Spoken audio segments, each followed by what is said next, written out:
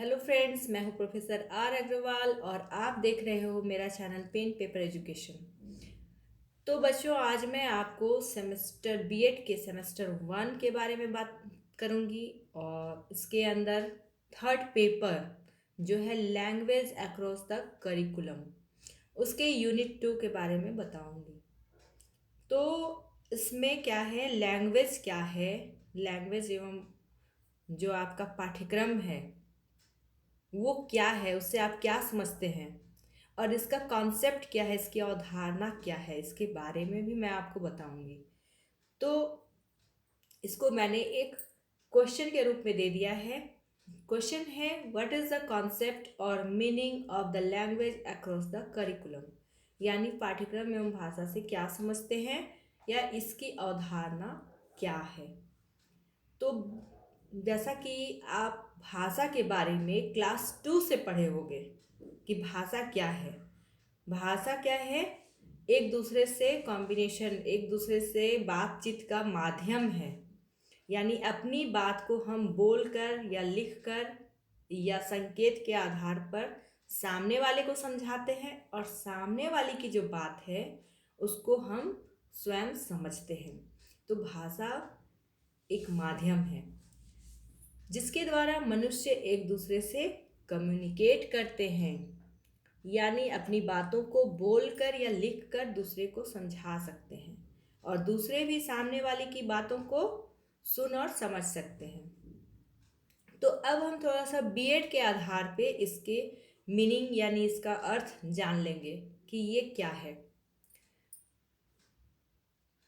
तो meaning of language across curriculum, यह school एवं कॉलेज के पाठ्यक्रम में एक ऐसी विधि है जो छात्रों को अपनी भाषा के अलावा एक विदेशी भाषा भी सीखने या अध्ययन करने की अनुमति देता है।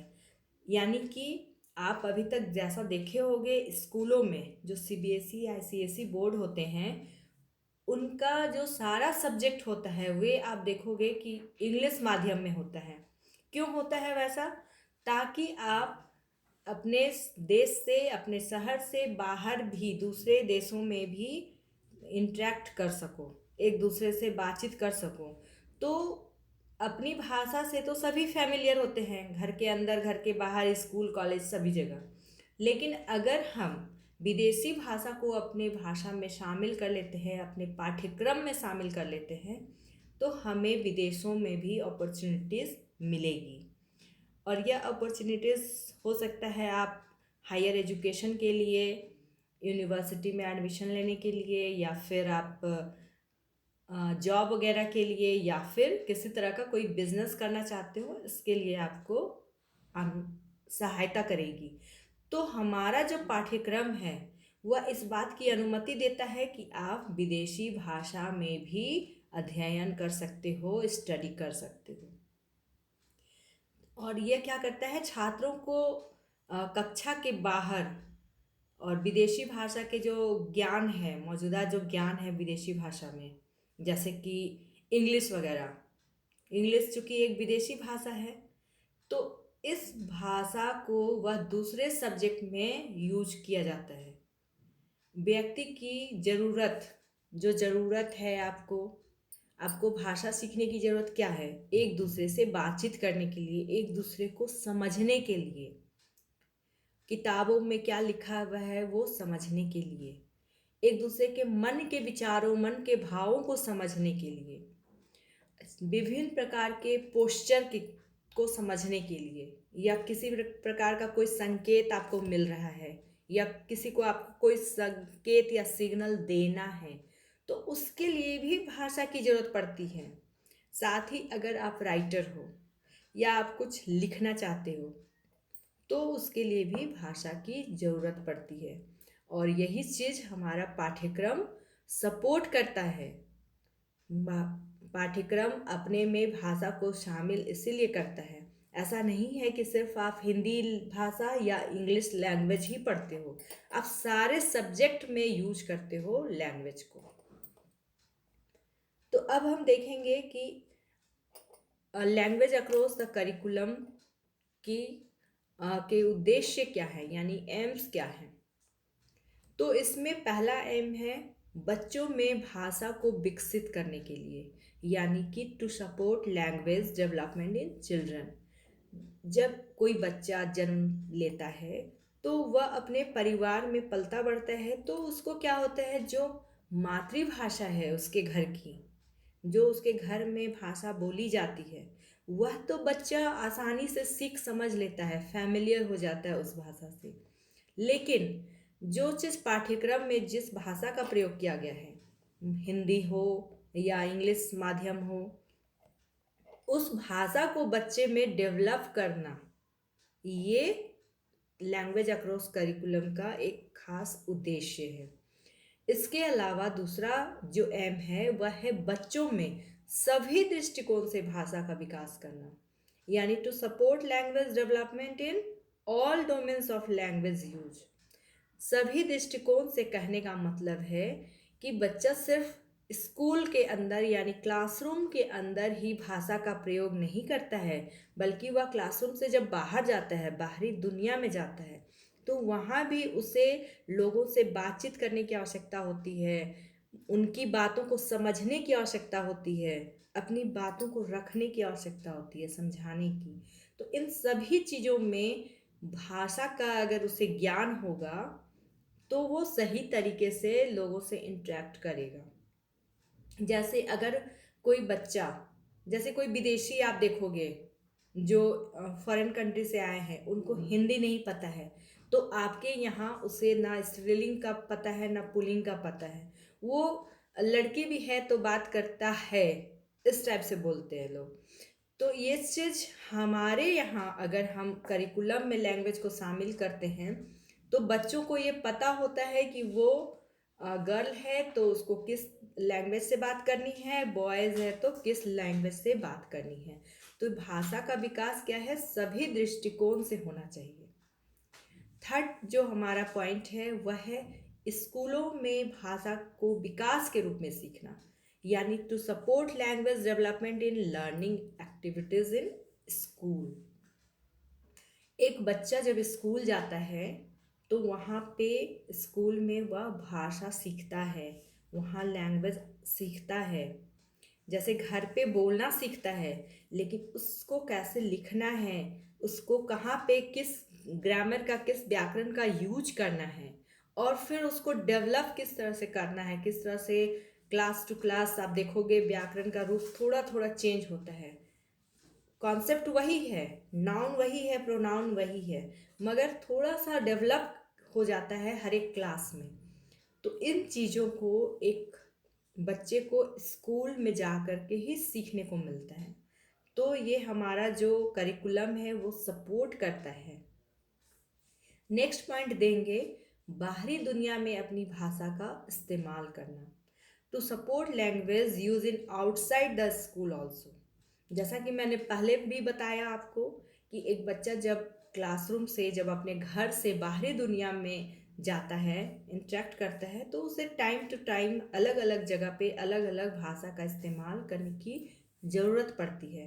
ऐसे में अगर करिकुलम भी उसको मदद कर रहा है एक दूसरी भाषा सीखने का, एक तो वह मातृभाषा अपने घर से सीख कर आया है, स्कूलों में भी हिंदी बोल ही लेता है, अगर उसे एक फॉरेन लैंग्वेज भी पता है तो वह बाहरी दुनिया में आसानी से घुल मिल सकता है, फैमिलियर हो सकता है, उसको वो अपना लेगा तो वो कहीं भी जा कर के इंग्लिश में बात कर सकता है।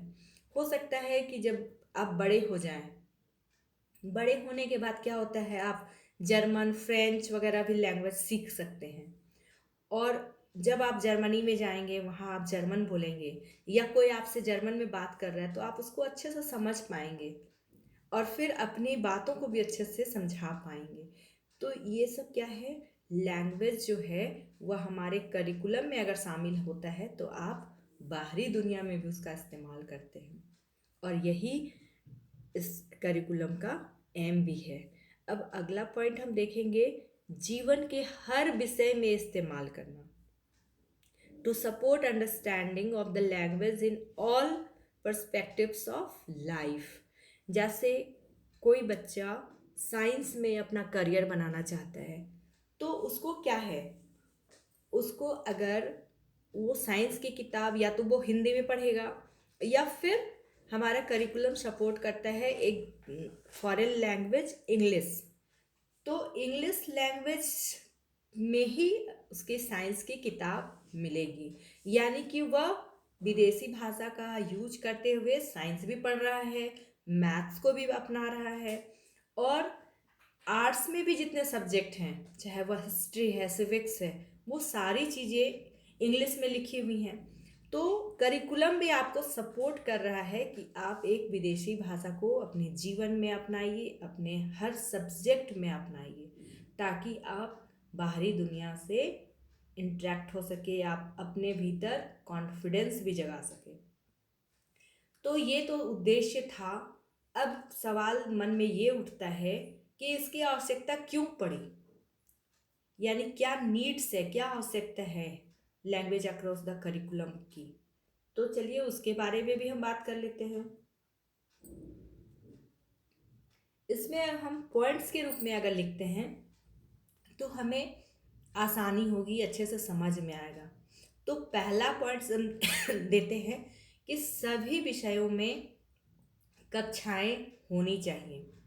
जैसे होता क्या है कि आपके पास जितने भी विषय हैं, जैसे साइंस की है, ज्योग्राफी है, हिस्ट्री है, सिविक्स है, हिंदी है, सारी चीज़ों में लैंग्वेज की आवश्यकता हो रही है।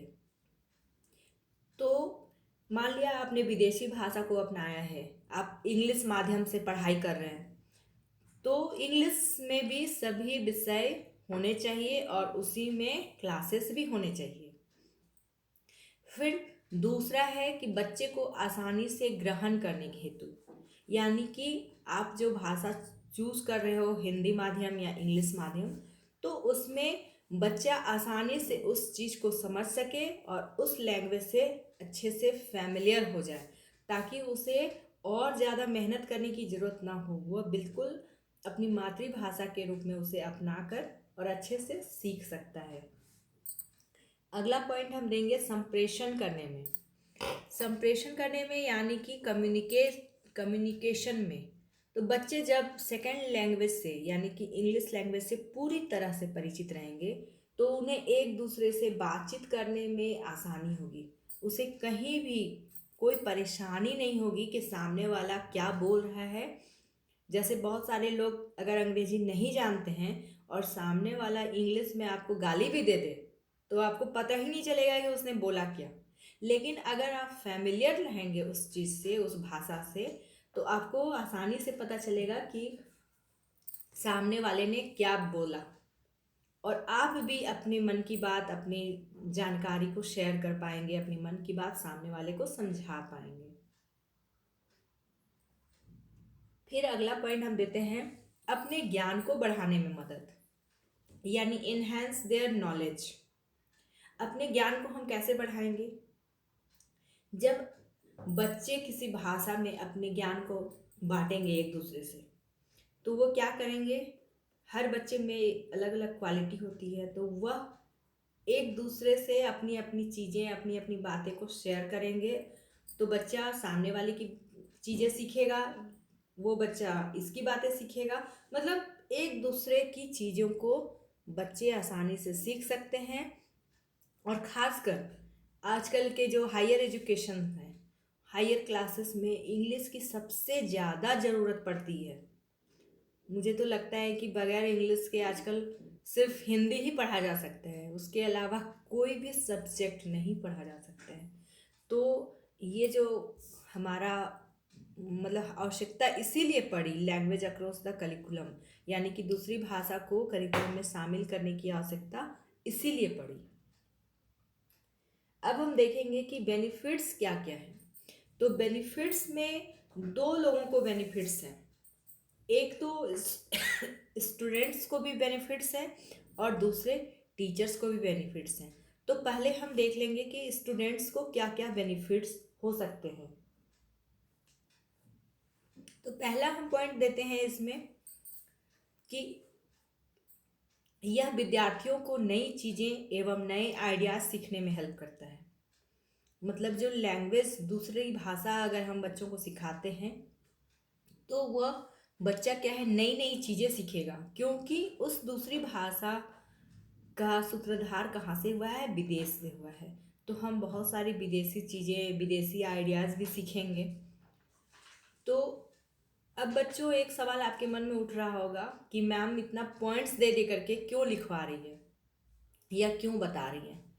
तो मैं यह कहना चाहूँगी कि अगर आप स्टोरी के रूप में आंसर लिखते हो तो एग्जामिनर उतना पढ़ेगा नहीं, उसे मज़ा नहीं आएगा, वो अपना मनचाहा मार्क्स आपको दे देगा, क्योंकि हिस्ट्री पढ़ना सभी के लिए बोरिंग है।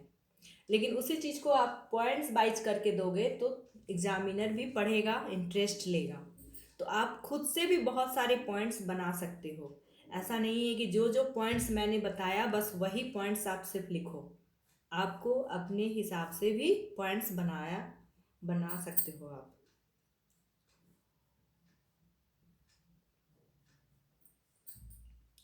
दूसरा पॉइंट्स हम इसमें देंगे कि यह विद्यार्थियों के भाषा संप्रेषण एवं विदेशी भाषा के ज्ञान में भी मदद करता है।